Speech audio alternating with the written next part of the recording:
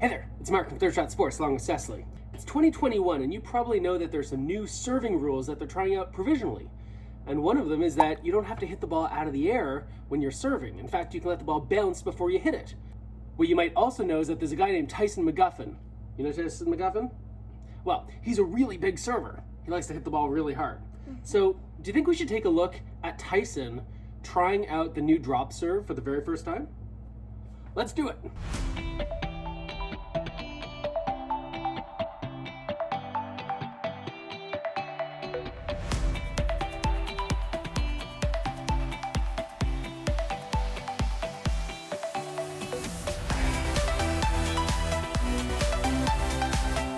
All right, here we go. This is Tyson McGuffin, first time hitting drop serves. You'll see right off the bat he forgets about one of the rules. He doesn't quite know this rule yet. You're not allowed to toss the ball up in the air. But you can see he's just sort of figuring out the timing here. Here he gets corrected.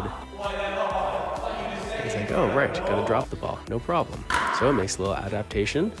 And there you go. You'll notice here he's using an open stance, which is not the kind of stance he uses when he hits a traditional serve. Usually he plays that ball with more of a neutral stance or a closed stance.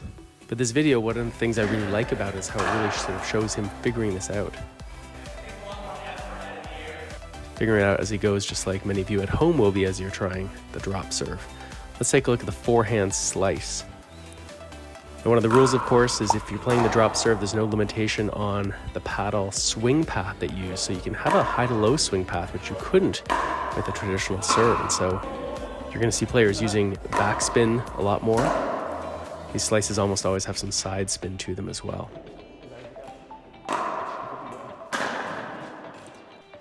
My guess is that this would be primarily used as like a change-up serve. It's not going to blow anyone off the court the way many of the other serves will, but it's going to be a bit of a change-up. It might float a little bit longer.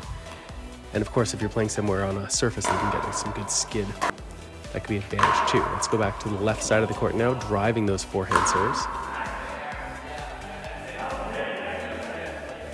You can see he's pretty happy with what he's got here, able to really generate some speed. Again, less with the legs, a little more with the rotation of the hips. You see his left leg come off the ground there. That's a result of that rotation, that little left foot lifting as he hits.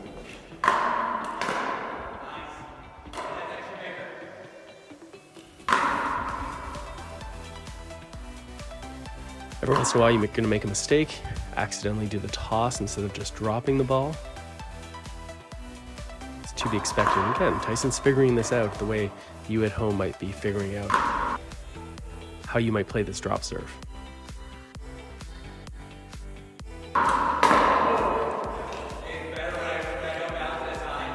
So it's interesting here, you're going to see a few times throughout this video he talks about the timing.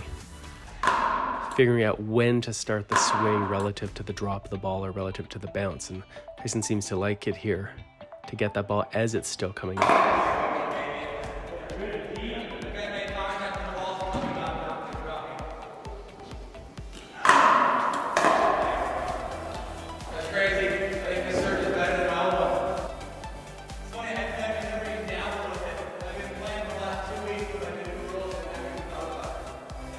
All right, here's one of my favorite parts of this video.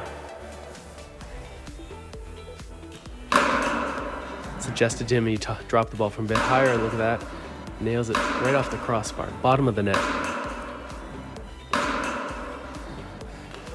right, a few more serves. This is really what we would call an inside-out forehand serve. Let's take a look at the backhand, still from that left side of the court. And you'll see here Tyson struggles a little bit with the timing. Trying to figure out how you position yourselves. You gotta be able to get that arm out of the way to be able to have the backswing. Tyson's got a great one-handed backhand.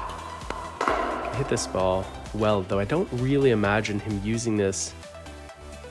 Why would use the top spin backhand when you could just hit a good forehand with top spin? The slice, perhaps. Again, that sort of change up, maybe get that skidding action. There will be a little bit of side spin. But you're going to see here he doesn't stick to that slice very long. He's going to go back and start hitting some more forehands.